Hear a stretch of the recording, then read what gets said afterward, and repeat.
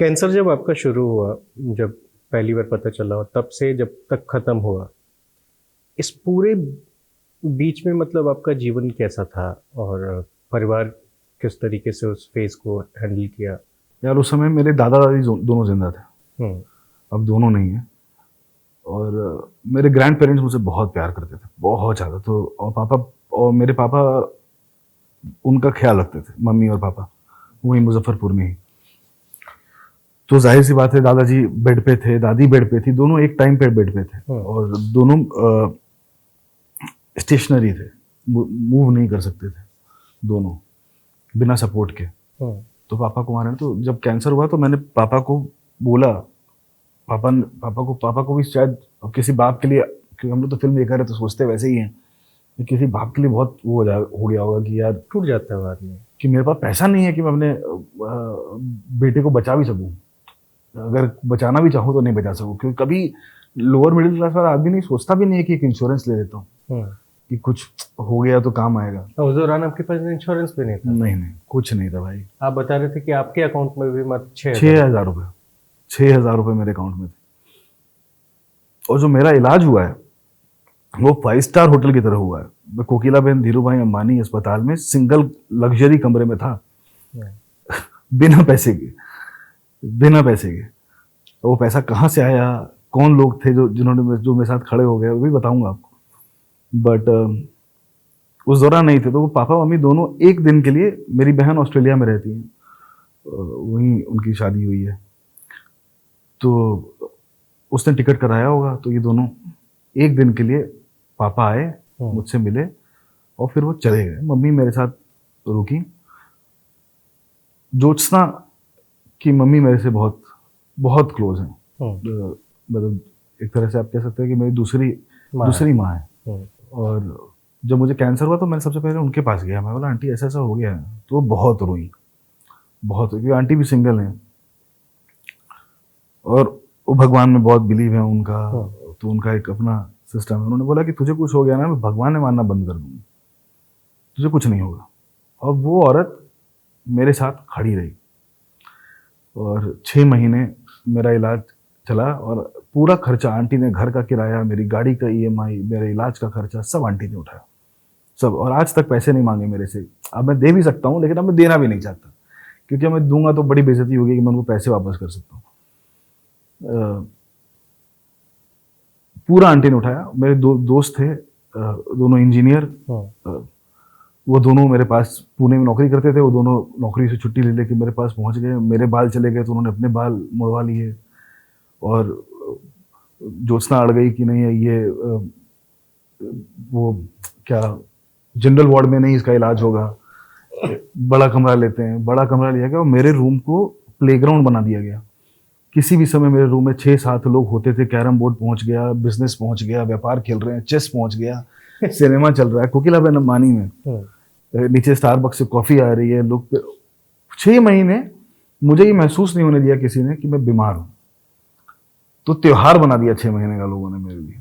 और मेरी वाइफ जो है ना, वो बड़ी स्ट्रॉन्ग रीढ़ की हड्डी वाली महिला है। इलाज कराने जाना है, ड्राइव करके जाओ ना, गाड़ी चलाओ। मेरा कीमो चल रहा है और मैं ड्राइव कर रहा हूँ। मैंने उसने नहीं हो रहा, मैंने होगा चलाओ। वो जितना उसने मुझे पुश किया ना इन सब चीज़ों के लिए, वो बहुत।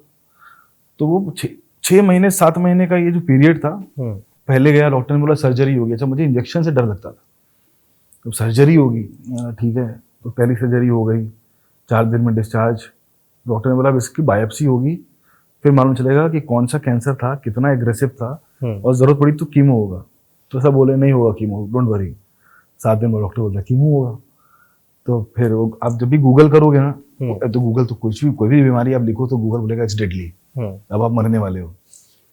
तो कीमो के लिए गया तो डॉक्टर से पूछा कि मैं ये पढ़ गया। डॉक्टर बोला सब भूल जाओ, अभी बस सरेंडर करो अपने आप को और आओ। फिर कीमो चालू हुआ।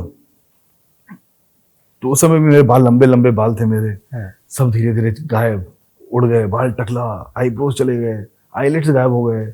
3 महीने शेव नहीं किया हूँ, दाढ़ी नहीं आ रही है। वजन 14-14 लीटर एक दिन में घुस जाता है आपकी बॉडी में कीमो। तो वजन बढ़ता चला गया मेरा, 110 किलो, 112 किलो, और बॉडी थोड़ी टेढ़ी हो गई। तो मुझे लगा ये सब कुछ तो अजीब चल रहा था।